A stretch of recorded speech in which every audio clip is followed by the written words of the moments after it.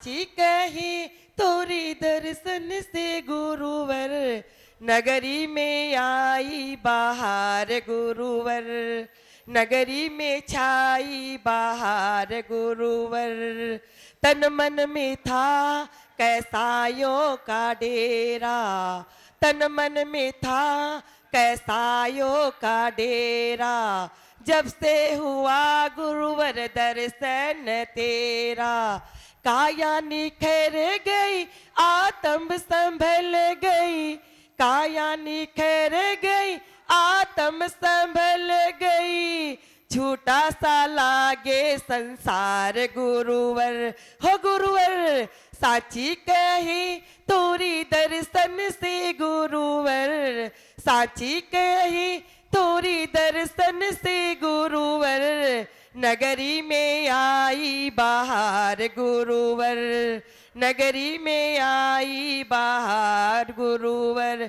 दे दो जिनवाणी जिनवर की वाणी, दे दो जिनवाणी जिनवर की वाणी, आत्म का हो जाए कल्याण गुरुवर, काया का हो जाए कल्याण गुरुवर। हो गुरुवर साची कही तोरी दर्शन से गुरुवर, साची कही तोरी दर्शन से गुरुवर, नगरी में आई बाहर गुरुवर, नगरी में छाई बाहर गुरुवर।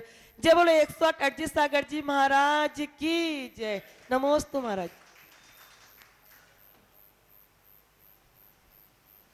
बहुत बहुत धन्यवाद। साची कहें तोरे दर्शन से गुरुवर, नगरी में आई बहार गुरुवर। हमारे नलवाड़ी नगरी में जब से चतुर्मास हुआ है तब से बहार ही चल रही है। चले हम गुरुदेव के चरणों में आग्रह करेंगे, हे गुरुवर अपनी अमृतमयी देशना हम सभी को प्रदान करें ताकि हम सभी जीव अपनी आत्मा का उद्धार कर सकें। हे गुरुदेव नमोस्तु नमोस्तु नमोस्तु गुरुवर।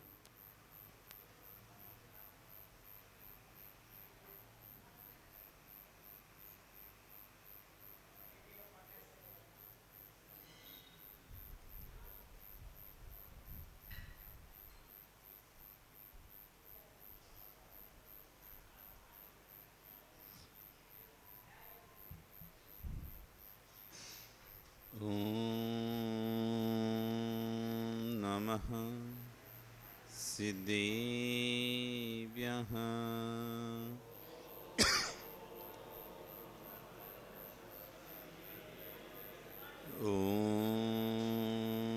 नमः सिद्धेभ्यः।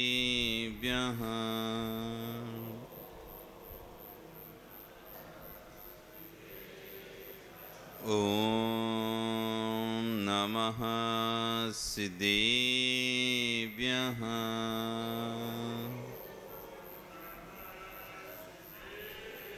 तेरी अड़िए खगिणाई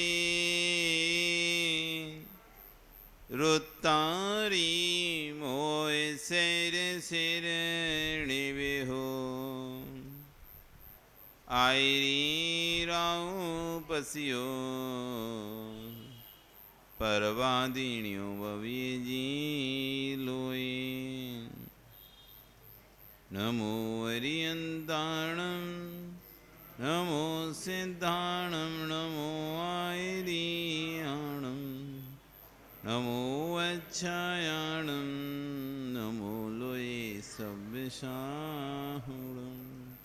बोलिए अनंत अनंत परमेष्टि भगवान की, आदिब्रह्म आदिनाथ भगवान की, वर्तमान शासन महावीर भगवान की, आचार्य श्री कुंद कुंद स्वामी महाराज की, आचार्य गुरु विश्व सागर जी महाराज की, अहिंसा में विश्व धर्म की।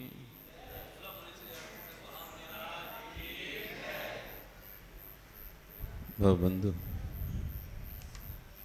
वर्तमान शासन नायक वर्धमान स्वामी के शासन में हम सभी विराजते। तीर्थंकर जिनेन्द्र देव की पीयूष देशना मनीषो जगत कल्याणी है। ये सर्वज्ञ शासन नमोस्तु शासन जयवंतु। हम यहाँ पर ग्रंथराज रेणसार जी में श्रवण और श्रावक उभय धर्मों की व्याख्या करते हुए आचार्य भगवान कुंद देव स्वामी महाराज समझा रहे हैं कि एक जीव ही द्रव्य ऐसा है जिसे स्वपर का विवेक है। जीव द्रव्य एक ऐसा है, 6 द्रव्यों में एक ही जीव द्रव्य के एक चेतन द्रव्य है जिसे अपना और पर का विवेक है। बाकी 6 द्रव्यों में से 5 द्रव्यों को तो कोई विवेक ही नहीं है। क्यों? क्योंकि वो अचेतन है और अचेतन में कभी कोई ज्ञान होता नहीं है। अचेतन में ज्ञान होता है कि नहीं होता? बता। कंप्यूटर में ज्ञान है कि नहीं? लैपटॉप में ज्ञान है सनत? लैपटॉप में ज्ञान है कि नहीं? लैपटॉप में ज्ञान है क्या कि नहीं है? गूगल में ज्ञान है? बताओ दिवस, गूगल में ज्ञान है?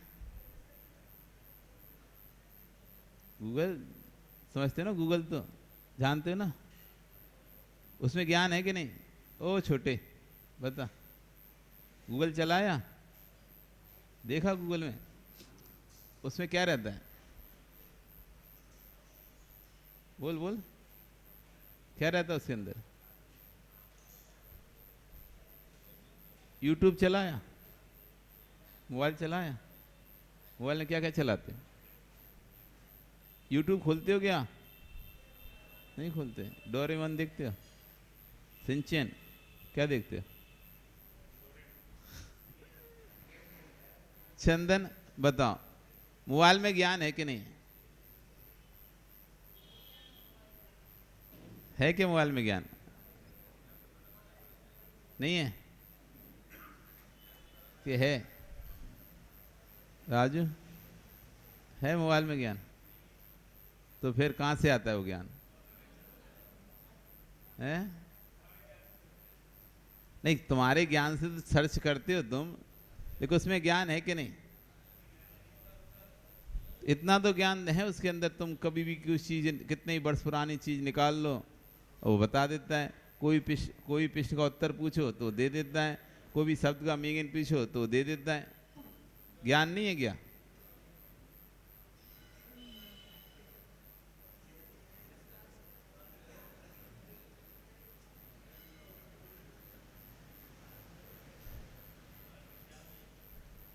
पाप लगेगा संदीप, तुम्हें पाप पक्का बता रहा हूं। डिस्टर्ब करने में अंतराय कर्म का दोष लगेगा तुम्हें।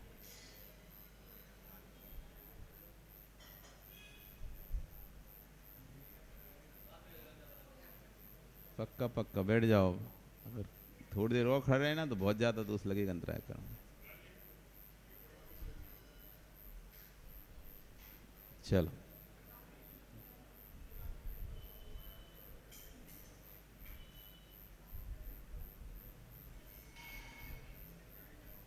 एक काम करे, इसको उठा के नीचे तो रख दो, रखो नीचे।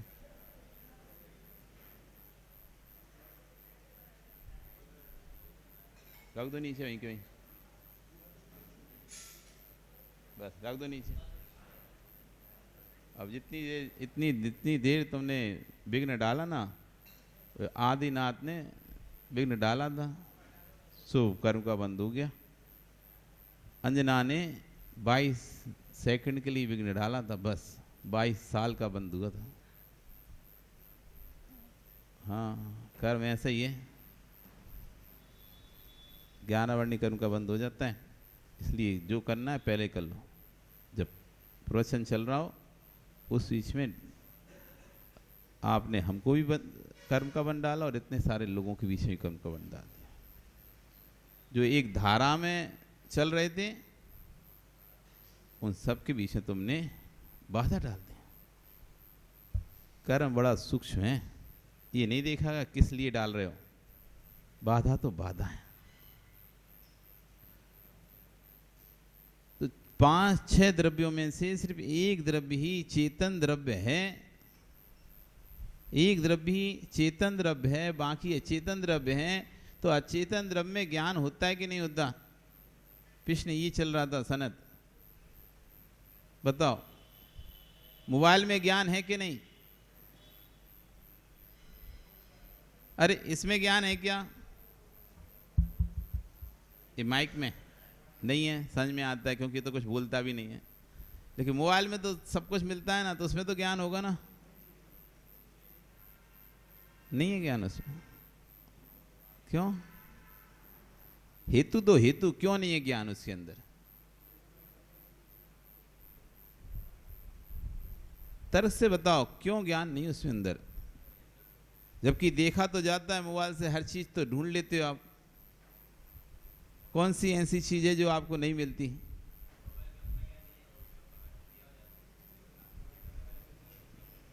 बहुत सुंदर। मोबाइल में उतना ही है जितना हमने डाला है।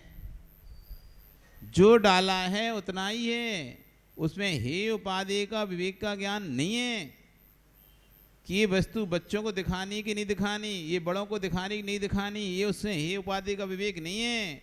उसमें तो जो फीड है, आप चाहे बच्चा क्लिक करे सो भी उसको दिखेगा, बूढ़ा करे सो भी दिखेगा, जवान करे सो भी दिखेगा। आपके अंदर हे उपाधि विवेक है, कौन सी चीज दिखानी है कौन सी नहीं दिखानी, तो आप तुरंत निर्णय ले लेते, नहीं नहीं ये बंद करो, ये नहीं दिखाना। लेकिन वो अपने आप बंद नहीं करेगा। आप हट जाओगे, आपकी जगह दूसरे व्यक्ति उसे देखने के लिए बैठा रहेगा, तो वो तो चलता रहेगा उसका सीन, उसमें कोई बदलाव नहीं आएगा। वो ज्ञान नहीं है, वो तो रिकॉर्डिंग है। ऐसे टेप रिकॉर्डर होता है ना, जितना पढ़ाया उतना पढ़ा, पूरा पूछ लो, ना घटा ना बढ़ा। जितना पढ़ाया उतना पढ़ा, पूरा पूछ लो, घटा ना बढ़ा, ना घटता है ना बढ़ता है। ऐसी कंप्यूटर जितना फीड कर दिया बस उतना है, उसमें कोई अपने मन से स्वतः कोई वृद्धि और ह्रास नहीं होता है। इसलिए वो ज्ञान संज्ञा को प्राप्त नहीं है। ज्ञान तो चेतन का धर्म है, जो हे उपाधि का विवेक रखता है, जो अपना और पर का हित अहित का ध्यान रखता है, उसका नाम है ज्ञान। अज्ञान निवृत्ति हान उपादान उपेक्षा जिसका फल है, उसका नाम है ज्ञान, जिससे अज्ञान की निवृत्ति होती है। और क्या हान है, क्या उपादान है, क्या उपेक्षा? हान समझते हैं? हान यानी छोड़ने वाला। क्या चीज छोड़ने योग्य है, क्या चीज ग्रहण करने योग्य है, और किस चीज से उपेक्षा करना है। कोई भी वस्तु जो हमारे पास आती है, चाहे नई वस्तु आए या पुरानी वस्तु आए, तो वस्तु के आते ही हमें तीन चीजें उस पर ध्यान देखते हैं हम। लेना है कि नहीं लेना है, लेना है कि नहीं लेना है, रखना है कि नहीं रखना है अपने पास। रखना है तो रख लेते हैं, नहीं रखना हो तो छोड़ देते हैं। तो रखना है नहीं रखना है, अथवा ठीक है रहे सो नहीं रहे सो, उपेक्षा। हान उपादान उपेक्षा। आपका बेटा गाड़ी खरीद के लाया, कार खरीद के लेके आ गया पदम जी। अब आपके पास तीन ऑप्शन है, या तो आप कहो हाँ बहुत अच्छा लेके आए, या फिर आप कहोगे नहीं भैया क्यों लेके आए, हम नहीं चाहिए, हटाओ इसको तुम तो। या फिर आए नहीं आए अपने क्या करना, वो बेटे को जाने, उसको चलाना है, रखे सो नहीं रखे सो। तीन ही तो विकल्प बनते हैं। चौथा विकल्प बताओ राजू, क्या बनेगा? कोई वस्तु आई है, या तो आप उसको रखोगे या नहीं रखोगे, अथवा मस्त हो जाओगे, ठीक है रहे सो नहीं रहे सो, जाए तो कोई मतलब नहीं, नहीं जाए तो भी रहे तो कोई दिक्कत नहीं। अपन को क्या करना, उसकी वस्तु है वो जाना है। तो तीन विकल्प बनते हैं। ये ज्ञान का फल होता है, ये ज्ञान का फल हो, जिसमें ज्ञान होगा उसमें तीन कार्य दिखाई देंगे। या तो ग्रहण करेगा, अथवा वो छोड़ देगा, अथवा उस चीज से मध्यस्थ हो जाएगा, न्यूट्रल, कोई मतलब नहीं है, जो करना है सो करो।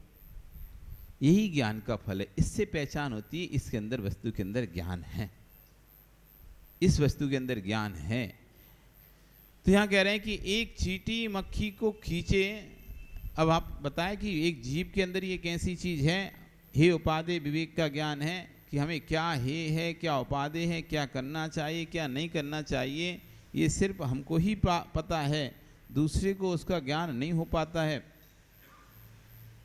अन्य अचेतन पदार्थों को। तो कह रहे हैं एक चींटी, अब यहाँ से विषय आचार्य भगवान लिंक करते हुए कि हे उपादेय का विवेक एक जीव के अंदर होता है, तो कह रहे हैं कि एक चींटी मक्खी को खींचे, मृतक केंचुए को खींचे तो समझ में आता है। चींटियां देखा ना तुमने, जो भी जीव मर जाता है, चींटियों का सर्वभक्षी कोई जीव है उसका नाम है चींटी। सर्वभक्षी, कुछ भी खा जाएगी।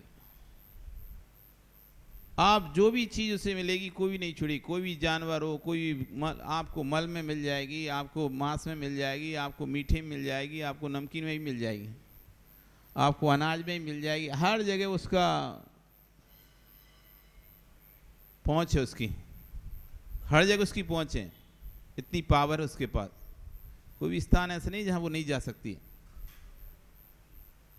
एक चींटी मक्खी, मरी हुई मक्खी या जिंदे जो उड़ नहीं पाते, असहाय हो जाते हैं, ऐसे केंचुए, मक्खी आदि, मक्खी केंचुए जो चल नहीं पाते या जिनकी अब हो गया, उनको चींटियां अपने से कई गुना वजन खींच के लेके जाती है। चींटी उसका जितना वजन नहीं होता उससे ज़्यादा वजन सामान लेके जाती वो।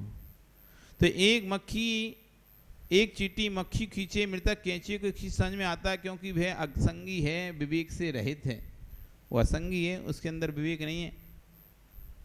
परंतु हे नर, मृतक केंचुए को खींचने वाली चींटी को देखकर आपको लगता है कि ये क्या कर रही है, दूसरे की चमड़ी को, दूसरे के नौ कर्म को खींच रही है। उस चींटी ने मुख में दूसरे के चर्म को स्वाद लिया है, परंतु हे ज्ञानी, पर की चमड़ी का स्वाद तूने आंखों से ले लिया है।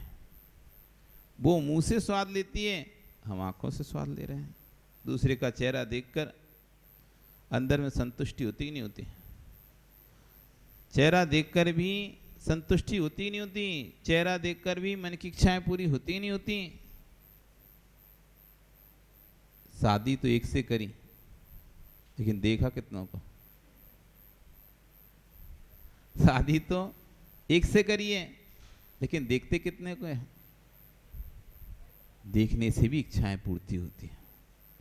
ऊपर के स्वर्गों में, पहले दूसरे स्वर्गों में तो स्त्री भोग है, उसके बाद स्त्रियों का भोग नहीं है। शेषा स्पर्श रूप शब्द मनहा पर विचारा, स्पर्श करने मात्र से, रूप देखने मांग से, शब्द सुनने मान से, मन में विचार करने मान से उनकी इच्छाओं की पूर्ति हो जाती है। तो दूसरे के चर्म को कितनी बार देखा, पर की चमड़ी का स्वाद तूने आंखों से ले लिया। यदि मुख से स्वाद लेते समय चींटी की कंठ में कुछ अनुभव होता है, तो हे ज्ञानी आंखों से जब तू दूसरे को निहारता है, तब तू कंठ में भी कुछ गटकते नजर आता है। जैसे भीतर के भाव होते हैं, ध्येय का परिणाम वैसा प्रारंभ हो जाता है। इन आंखों से क्या क्या किया है, लेकिन नेत्र कहेंगे कि हमने जो कुछ भी किया है उसके लिए हमको दोष मत देना। दो नैन कह रहे हैं, हे ज्ञानी, मेरे से तूने काम तो लिया है, मेरे से तूने काम तो किया है, पर तूने कर्म तो कराया है, परंतु मैंने कोई कर्म नहीं किया है, क्योंकि मेरे अंदर ज्ञान नहीं है। आंखों में ज्ञान नहीं है, आंखों से देखन हारे के अंदर ज्ञान है। सैन्य बल देश की सीमा पर हैं, कितने नष्ट हो रहे हैं सैनिक, कितनों को नष्ट कर रहे हैं सैनिक, तब भी सेना की विजय होती है कि सम्राट की विजय होती है? कौन की विजय होती है? कितने भी सैनिक देश की सीमा पर तैनात हैं, अनेक सैनिक देश की तैनात हैं, दूसरे देशों से युद्ध करते हैं। युद्ध करने में कितने ही मरते हैं और कितने ही दूसरों को मारते हैं और विजय को प्राप्त करते हैं। उसमें किसकी विजय कहलाती है? सम्राट की विजय कहलाती है। करे भले सेना, भरे भले सेना, लेकिन सेना चल किसके आदेश पर रही है? कर तो रही है सेना, हिंसा कर तो रही सेना, जीत प्राप्त कर भी रही है सेना, हार प्राप्त कर रही है वो भी सेना, लेकिन आदेश किसके पर है? सम्राट के आदेश पर है। इसलिए जीत भी सम्राट की और हार भी सम्राट की। ऐसी जो हमारी इंद्रियां इधर उधर चल रही हैं, ये किसके आधार से चल रही हैं? आत्म राजा के आधार चल रही हैं, आत्म सम्राट के अनुसार चल रही हैं। यदि आत्म सम्राट इसमें से निकल जाए शरीर से तो इंद्रियां नहीं चलेंगी कहीं भी। आँख कहीं जाती है मुर्दे की? मुर्दे की आँख चलती है क्या? नहीं चलती। ये जीव की आँख कब तक इधर उधर देख रही है? तब तक इसका सम्राट इसको आज्ञा दे रहा है। तो इसमें सैनिकों का दोष नहीं, ऐसी इसमें इंद्रियों का दोष नहीं, दोष देखन आने वाले का है। वो इन इंद्रियों को कहाँ लेके जा रहा है। कितने ही शहीद हो गए, लेकिन जब देश की ध्वजा फहरती है तो सैनिकों को तो पुरस्कार मात मिलता है, परंतु विजय श्री सम्राट की होती है। सेना की विजय नहीं हुई है, सेना ने विजय हासिल की है। ज्ञानियों, इन आँखों को दोष मत देना। आँखों ने तेरा काम किया है कि सेना की, आँखों ने तेरा काम किया है सेना की भांति। दोषी कोई है, विजय मिली है, विजय नष्ट हुई है, वह आँखों की नहीं हुई, वह आत्मा की हुई है। जिसने आँखों को बंद करके आत्मा में ही लगाया है, उसकी विजय हो गई, और जिसने आँखों को पर की आँखों में लगाया, उसकी हार हो गई। चींटी को देख रहे थे, चींटी मांस के लोथड़े को खींच रही है, मृतक कैंचियों को खींच रही है। हे ज्ञानी, उसने जो मृतक कैंचियों को खींचा है, परंतु तेरी आँखों ने कितने जिंदे कैंचियों को खींच लिया है। नारी ने नर के शरीर को खींचा, नर ने नारी के शरीर को खींचा। हे भविष्य की बनने वाली चींटियों, तुम अभी भी खींच रहे हो, फिर मरे हुए कैंचुए खींचना। चींटी का सिर टूट जाए, शरीर टूट जाए, परंतु लाल चींटी चिपक जाए तो छूटती नहीं है। कमर टूट रही है, सिर फूट रहा है, परंतु ज्ञानी तू चींटी जैसा चिपका है, भोगों उसे छोड़ नहीं पा रहा। सुन लिया सुरेश चंद जी, ओ सुमेर चंद जी, वो चींटी जैसे चिपकी रहती है ना, शरीर से चिपक जाए, आपके हाथ में चिपक जाए, कहीं भी चिपक जाए, अंदर मुंह घुसा लेती है, फिर तो आप उसे कितना ही खींचो, आप सोचो मैं जिंदा वापस निकालने से नहीं निकाल सकते, टूट जाएगी। लेकिन इतनी मजबूत पकड़ है उसकी। कभी आपको काटी चींटी, लाल चींटी कभी काटे तो ऐसी चमड़ी को ऐसे पकड़ती, वो अपने मुंह में ऐसी जब आती है, आप कितना भी हटाओ, पतली तो अब ज़्यादा तेज है ना, धीरज से आप कितना भी हटाओगे ना, जैसे चींटियाँ तो क्या कुछ खा रही हो, पर ऐसे हिला दो तो तुरंत भाग जाती हैं, स्थान छोड़ देती हैं, निकल जाती हैं। लेकिन जब वो खाल को पकड़ लेती है, आप किसी भी आराम से, मतलब उसको कपड़े से कुछ कितना भी हिलाओ, कितना यहाँ तक कि हाथ से भी आप इसे हिलाओ, तो छोड़कर नहीं भागती उसको। आप सीख आदि से निकालने की कोशिश करो, दूर करने की कोशिश करो, तब भी वो छोड़ती नहीं है। यदि आपने थोड़ा सा ज़्यादा ताकत लगाई तो टूट के 2 टुकड़े हो जाएगी। चींटी तो है, वो कोई हाथी थोड़ी ना है। थोड़ी सी ताकत लगाई तो चींटी के 2 टुकड़े। शरीर में कितनी ताकत उसके, वैसे उसको भी 2 पार्ट में जुड़ी रहती बीच से, एक पतले से। कभी आपने बड़ा देखा हो, चीटा वगैरह देखा हो, तो बस चीटा जैसे बीच में एक पतला सा जुड़ा रहता है, एक तरफ मोटा, इस तरफ मोटा, बीच में एक पतला सा रहता है। तो हमने एक पार्ट को पकड़ लिया तो दूसरा तो अपने आप टूट जाए, वो है इतना बारीक रहता है। अब चीटा का तो फिर भी थोड़ा मोटा है, तो लेकिन चींटी के तो और ही बिल्कुल बारीक रहता है। और लाल चींटी तो फिर भी थोड़ी बड़ी रहती है, काली तो फिर भी थोड़ी बड़ी रहती है, लाल और बारीक रहती है। सबसे बारीक चींटी होती है लाल चींटी। वो पकड़ ले तो फिर छोड़ती नहीं है। कमर टूट जाए, सिर टूट जाए, लेकिन छोड़ती नहीं है। क्या सुमेर जी, कमर झुक गई, लेकिन अभी भी कसाएं नहीं झुक रही, अभी भी भाव नहीं आ रहा है, चलो छोड़ो सब। कसाय मात्र सिर्फ क्रोध थोड़ी ना होती है, परिवार का राग भी कसाय ही है। कितनी होती माता कसाय?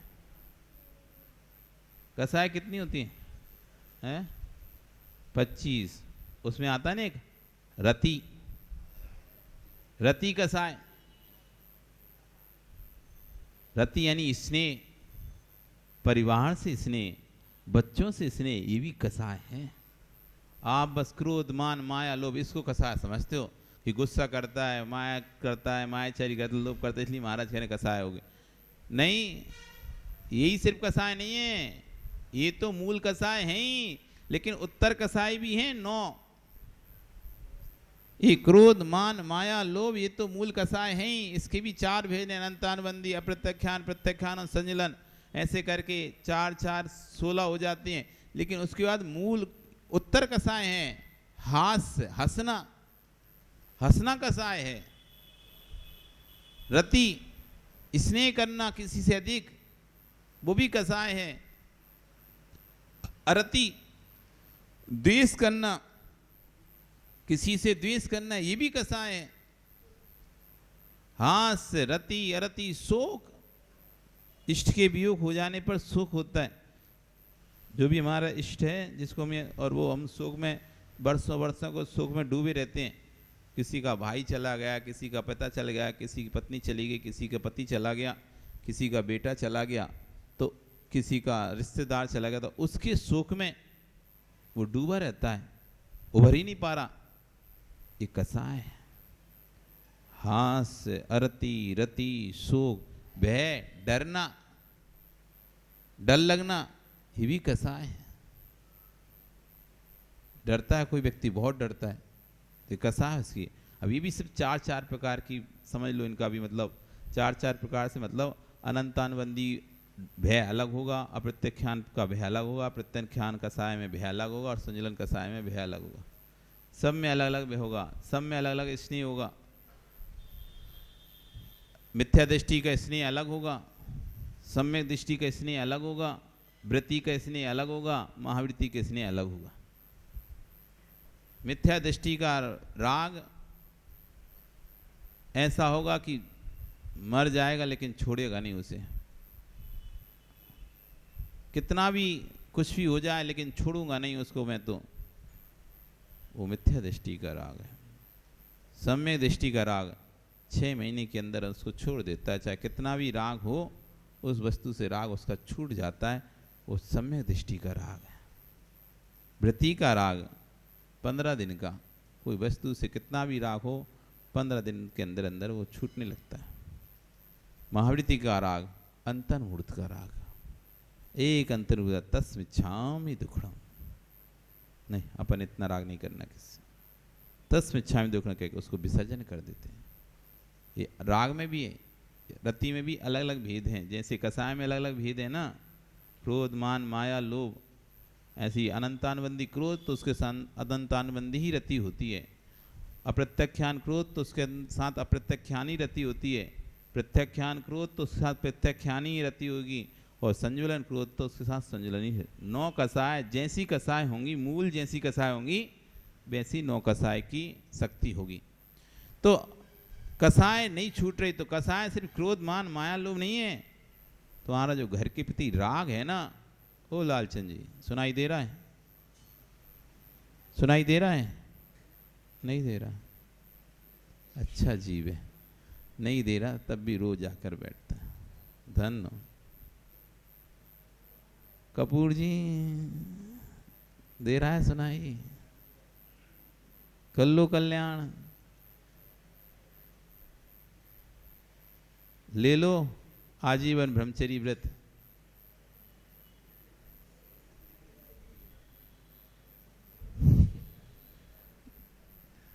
बन जाओ ब्रह्मचारी। घर में रहकर भी ब्रह्मचारी बन सकता है,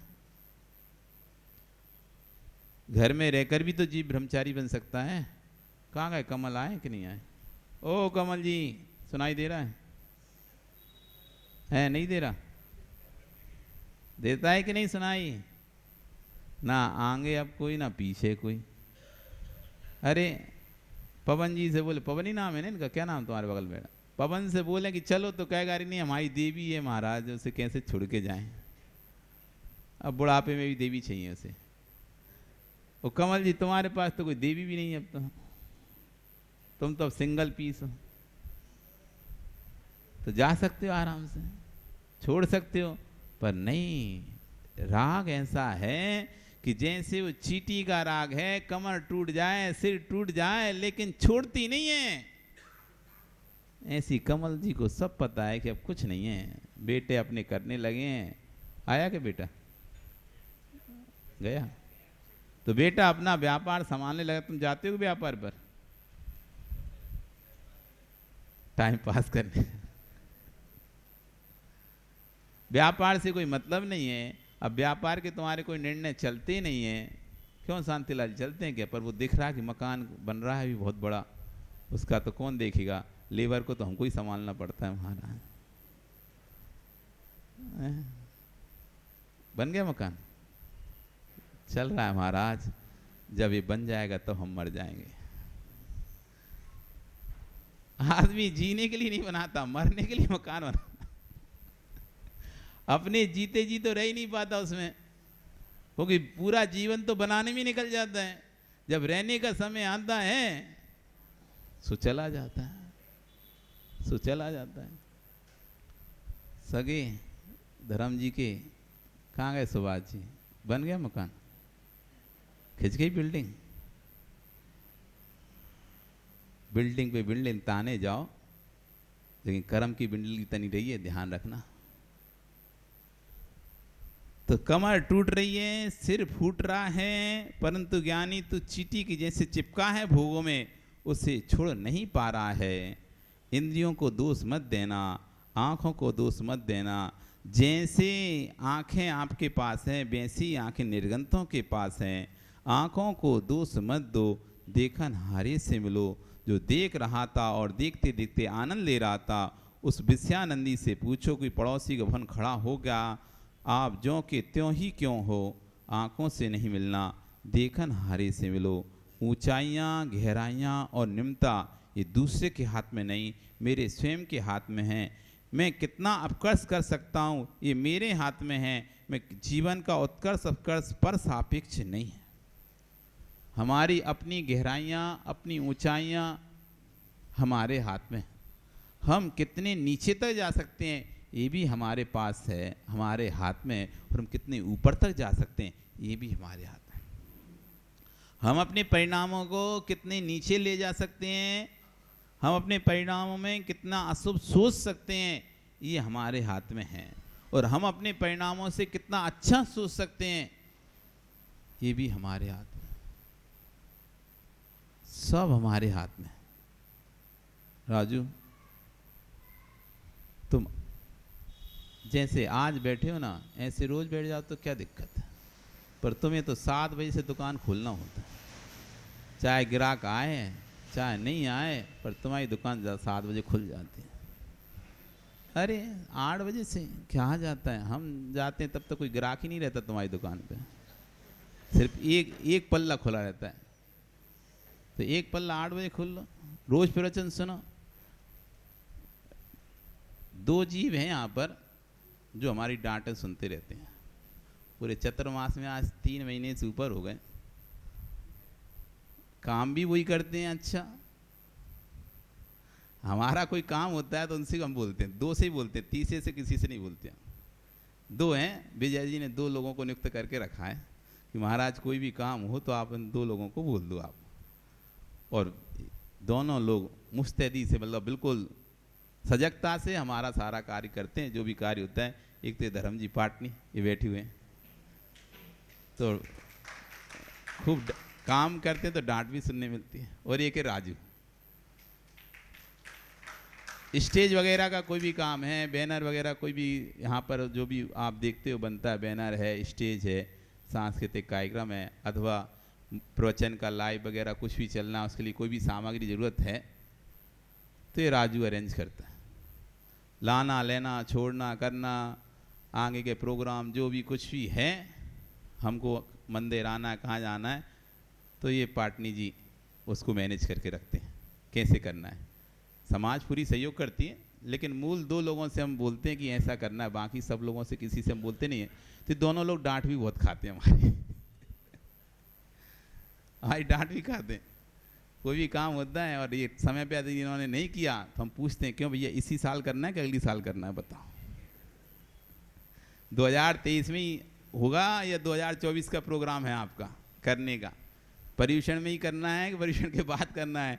चतुर्मास में करना है, चतुर्मास के बाद करना है? राजू, जैसे तुम सेवा कर रहे हो, स्टेज बना, तो आचार्यगण तो कई बार बोलते हैं, जो साधुओं की स्टेज बनाता है, साधुओं को बैठने की व्यवस्था करता है, वो भविष्य का कुबेर होता है। कुबेर, कुबेर बनता है, कुबेर। आज यहाँ साधुओं को बैठने का स्थान तुम तैयार कर रहे हो, बाद में तुम तीर्थंकर को बैठने का स्थान तैयार करोगे। तीर्थंकर समूषण लगता है ना, उसे स्वधर्म नहीं बनाता समूषण को। स्वधर्म इनकी आज्ञा से, जैसे तुम विजय की आज्ञा से चल करते हैं ना, मंच में सब तैयार, बस महाराज जी एक बार विजय जी से बोल दो, फिर हम देखते हैं, हम कर लेंगे, बाकी और कुछ नहीं है।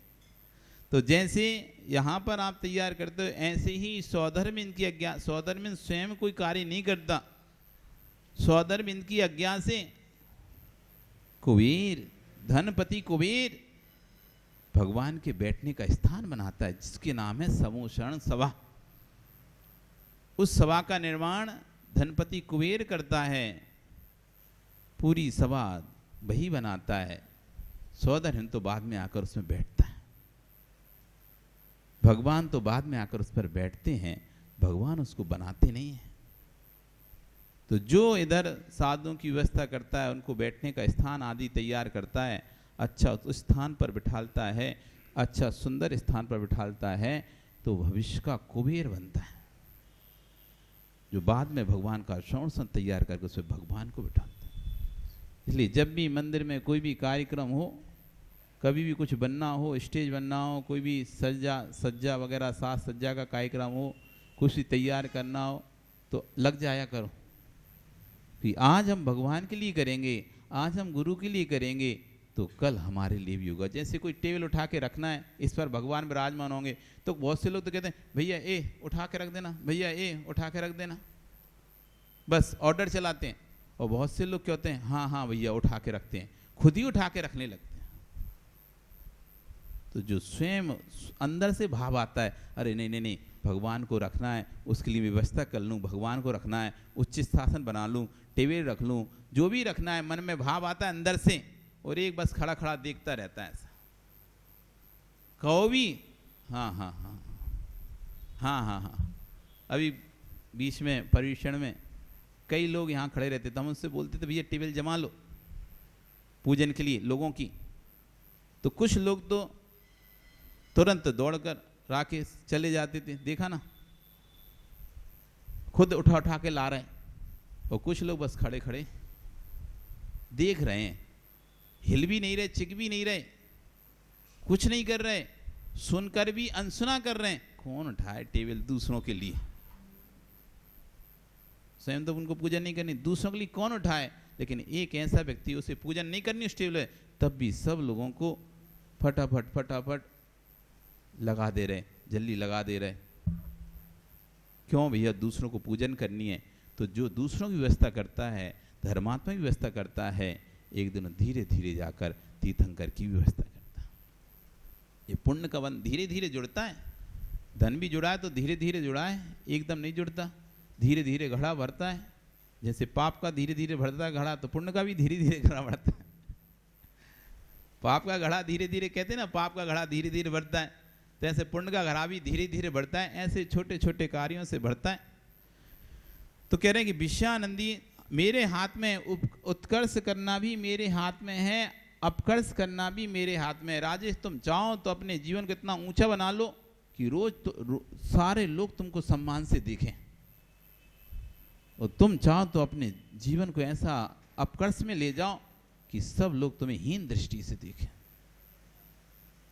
हीन दृष्टि से देखें। आपके ऊपर है, आप क्या चाहते हो, अपने जीवन को कैसा बनाना चाहते हो? उत्कर्ष के रूप में सबके सामने दिखाना चाहते हो, अपकर्ष के रूप में दिखाना चाहते हो? जीवन का उपकर्ष अपकर्ष पर के हाथ में नहीं है, स्व सापेक्ष है। दूसरा हमको अच्छा बुरा नहीं कर सकता। हमें आदि हम स्वयं में अच्छे हैं तो कोई कितना भी प्रयास कर ले हमें बुरा करने का।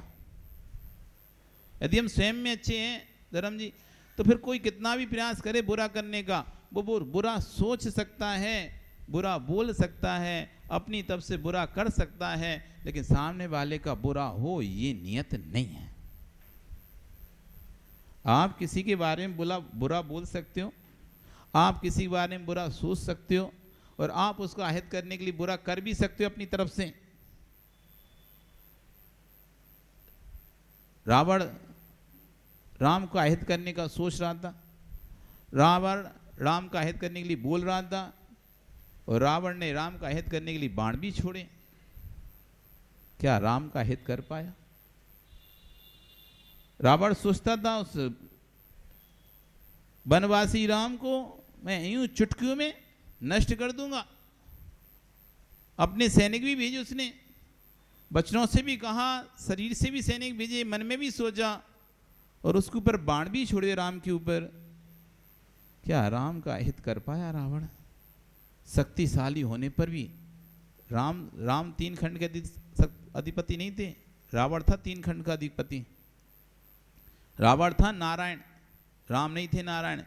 पावर रावण के पास ज्यादा थी, राम के पास नहीं थी उतनी। शक्तियां, विद्याएं रावण के पास ज्यादा, 4000 विद्याएं थी रावण के पास, 4000 विद्याएं, 1-2 विद्या नहीं थी। उस समय राम रावण के काल में, उस समय जितनी विद्याएं रावण के पास थी, ब्रह्मांड में किसी के पास उतनी विद्याएं नहीं थी। और आचार्य रविशरण स्वामी महाराज तो यहाँ तक बोलते हैं कि जितना ध्यान उसने विद्या सिद्धि के लिए लगाया था, यदि उतना ध्यान मुनि बनकर लगाया होता तो निर्वाण, नियम से निर्वाण को प्राप्त हो जाता। इतना उत्कृष्ट ध्यान था कि जब वो विद्या सिद्ध कर रहा था वही रूपणी शांतिनाथ भगवान के चैत्यालय में बैठकर, तो बीणा का तार टूट गया, लेकिन उसकी भक्ति में विघ्न ना पड़े, अपनी शरीर की नस निकालकर उस बीणा के तार की जगह लगा ली, पर भक्ति को नहीं रोका।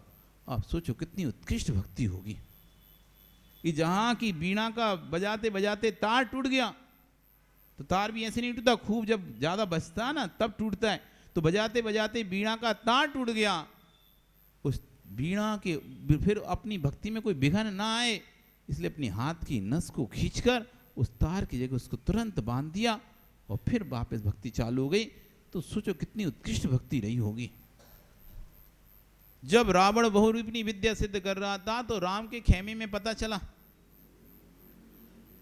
कि रावण बहुरूपी विद्या सिद्ध कर रहा है, यदि रावण को बहुरूपी विद्या सिद्ध हो गई तो कोई भी फिर उसे जीत नहीं पाएगा, राम आप भी नहीं जीत पाएंगे। फिर ये चर्चा चल रही थी, राम कहते ठीक है करने दो, अपन को क्या करना है, जो होगा सो देखेंगे। तो उधर तो कोई कुछ नहीं बोला, उधर तो कोई कुछ नहीं बोला, लेकिन बाद में बाहर निकले, राम की जो मीटिंग चल रही थी, इसको बोलो थोड़ा बंद रखें।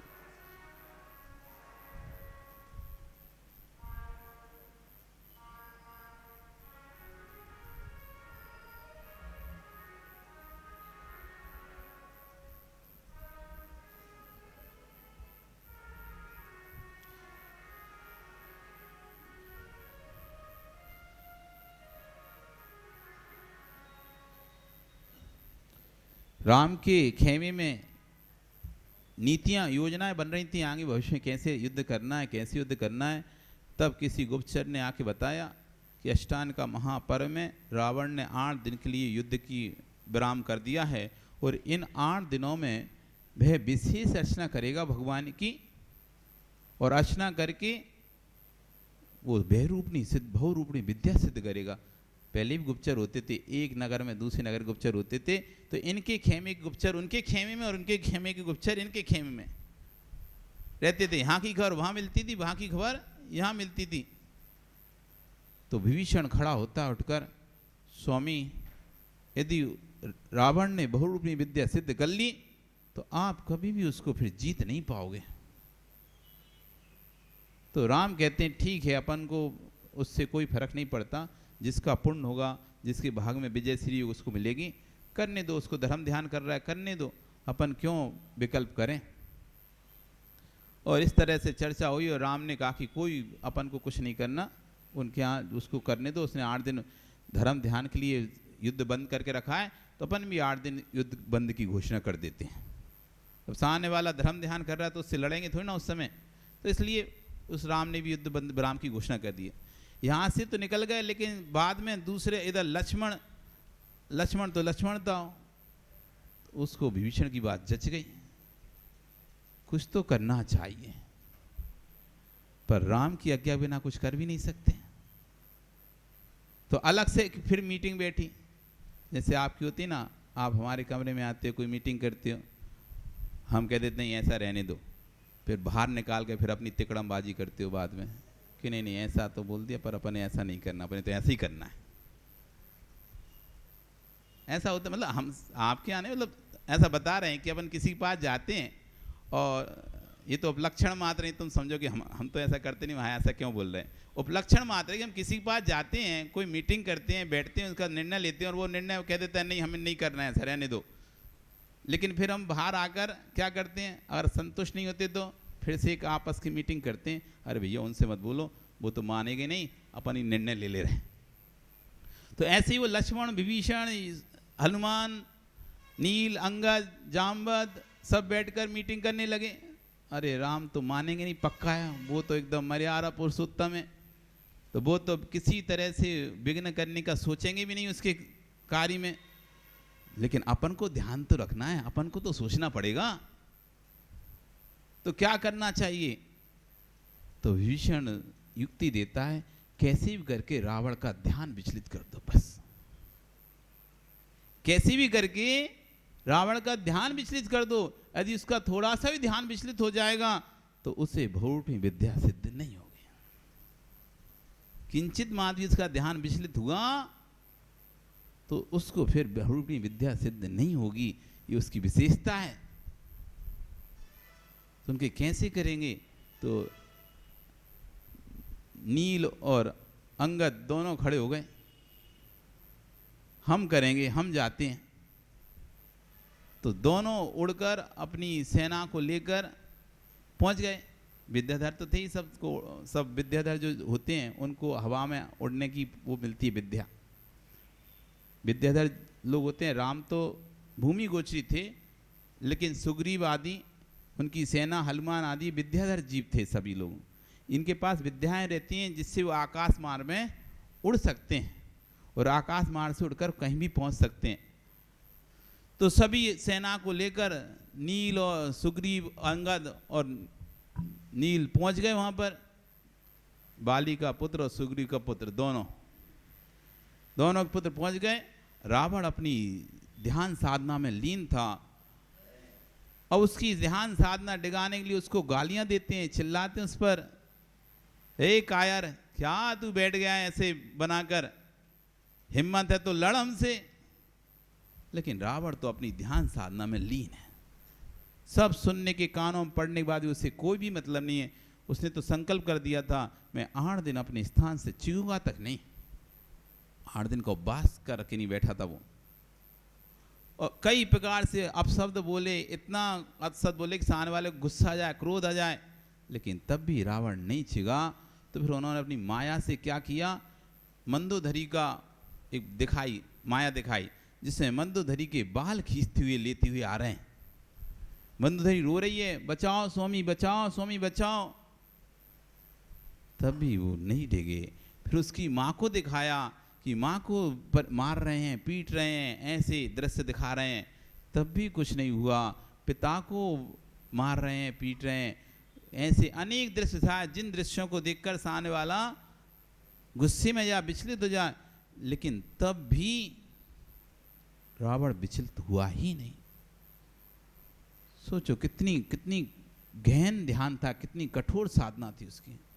ऐसी साधना थी कोई मुनि बन के कर ले कि सामने कितनी भी उपसर्ग हुआ, जैसे पार्श्वनाथ अपने ध्यान में लीन करता रहा कमठ उपसर्ग, कोई मतलब नहीं है, ओले गिराए, सोले गिराए, पत्थर गिराए, पानी गिराए, मूसला बारिश की, तब भी डिगे नहीं, और अंतर्मुख में केवल ज्ञान को प्राप्त हो गए। ऐसी यदि मुनि बनकर वो रावण इतनी साधना करता तो रविशरण स्वामी महाराज कह रहे थे कि उसकी साधना मतलब उसकी साधना की उत्कृष्टता बता रहे हैं कि उसकी साधना इतनी उत्कृष्ट थी, उसका ध्यान इतना उत्कृष्ट था कि यदि मुनि बनकर करता तो नियम से मोक्ष चला जाता। लेकिन उसने दूसरों के अहित का सोचा, अहित के लिए उसने संचय किया। तो कोई व्यक्ति किसी का अहित सोच सकता है, उसके अहित के लिए बोल सकता है, उसके अहित के लिए क्रिया कर सकता है, लेकिन उसका अहित होगा नहीं होगा ये उसके ऊपर है। तो रावण ने बहुरूपनी आखिरी में विद्या सिद्ध कर ही ली, और विद्या सिद्ध करने के बाद वो राम से युद्ध करता है, लेकिन फिर भी राम को मार नहीं पाता है। तो हम सोच सकते हैं मेरा विकास, मेरा ह्रास दूसरे के हाथ में नहीं है, इस भ्रम को निकाल देना। मेरा अपकर्ष अमुक व्यक्ति ने करवाया, मेरा उत्कर्ष अमुक व्यक्ति ने करवाया, ये निमित्त प्रधान कथन है। लेकिन ध्रुव सत्य है, यदि उपादान तेरा पवित्र है तो उत्कर्ष तेरे हाथ में है, और उपादान में हीनता है, उपादान की हीनता की प्रवृत्त हो रहा है, तो अपकर्ष तुम्हारे हाथ में है। जो तुम्हें करना है वो सब तुम्हारे हाथ में है। आपकी जेब में 100 का नोट है, आपका बालक 1 रुपये की गोली मांगे तो आपके थोड़ा विकल्प होता है कि 1 रुपये की गोली ली 100 का नोट कौन तोड़वाए। मन में भाव क्या आ रहा है, 100 का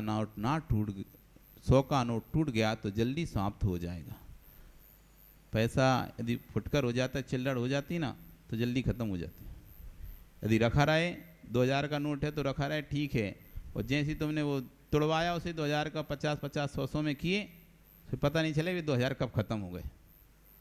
वैसे 100 बार सोचोगे अब 10 रुपये के लिए क्या 2000 रुपये का नोट तोड़वाना, 5 रुपये के लिए क्या 2000, देखते हैं कोई खुला मिल जाए, फुटकर चिल्लड़ मिल जाए। यदि टूट गया तो फिर वो ख़त्म हो जाएगा। तो जैसे 1 रुपये की गोली के लिए 100 का नोट कौन तोड़वाएगा, मन में भाव क्या आ रहा है कि 100 का नोट टूट गया तो फिर जल्दी समाप्त हो जाएगा, और रखा है तो रखा है, जब तक रखा है सो रखा है। वो ज्ञानी, जब तुझे इतना विवेक, इतना ज्ञान है, तो तू पूर्व की पर्याय में एफडी बनवा कर लाया था, उसको यहाँ 1 रुपया तो बहुत बड़ी बात है, पर की पर्याय को, पर के 9 कर्म को देखने के अपने पुण्य को क्यों तोड़वा रहा है। इधर तू पुण्य लेकर आया था, इसमें शंका नहीं करना, विश्वास रखो। पुण्य लेकर आए थे आप, और कहाँ कहाँ तोड़ा है, कहाँ कहाँ नष्ट किया है। सुबह जागकर जब हड्डी पर हड्डी घिस रहे थे तब भी पुण्य नष्ट हो रहा था, उस समय तेरा विवेक कहाँ चला गया था। आयु कर्म क्षय हो रहा है, पुण्य कर्म क्षय हो रहा है। धन्य वे धरती के देवता निर्गंथ बोधन, जो अदंत दहान मूल गुण को पालन करते हैं, हड्डी के घिसने में अपने समय को नष्ट नहीं करते। देखते रहो पुण्य कैसे कैसे खत्म हो रहा है अपना, और पाप कैसे कैसे बढ़ रहा है। बिल्कुल तटस्थ होकर देखना चाहिए अपन को, अपने आप को। जैसे हम दूसरी क्रिया होती तो ऐसे खड़े होकर चुपचाप देखते रहते हैं कि क्या हो रहा है, किसका सम्मान हो रहा है, किसका अपमान हो रहा है, ऐसे अपन देखते रहते हैं बैठे बैठे।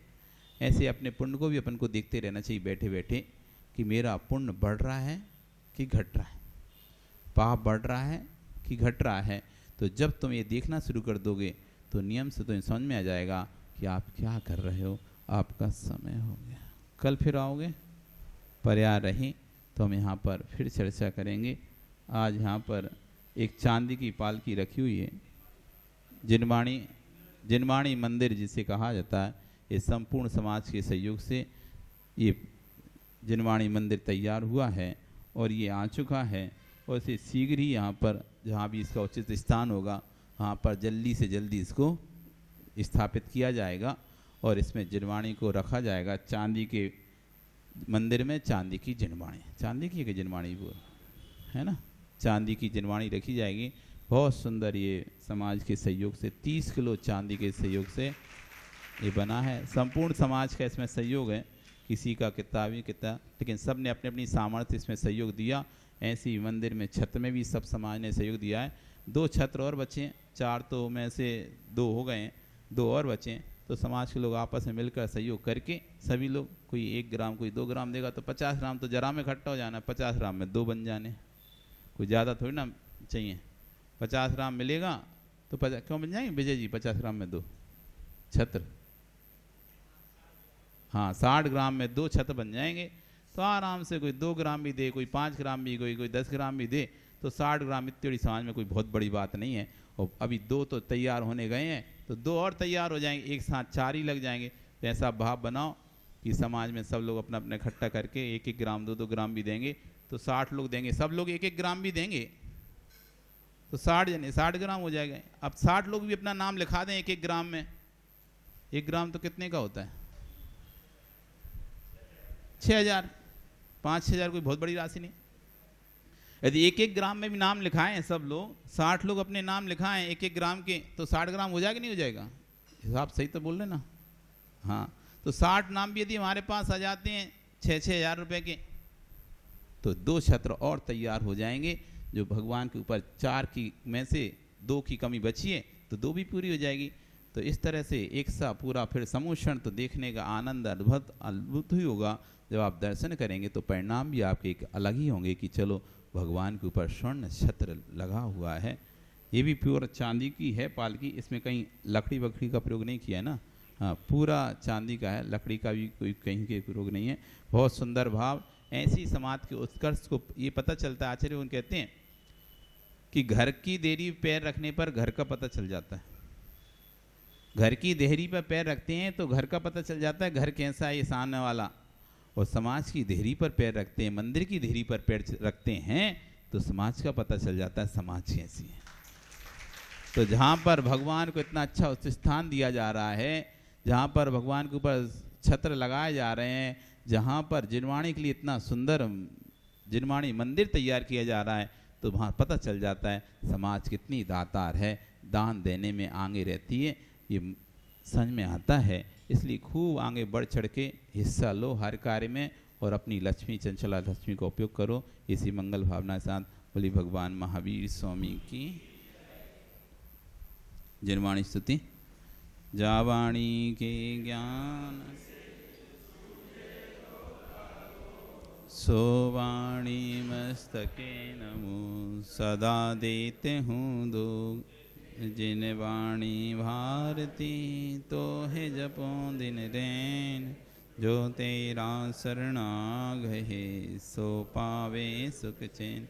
देवे भजो अरिहंत को गुरु सेवा निर्ग्रंथ। दया धर्म पालो सदा यही मोक्ष का पंथ। 9 बार नमो का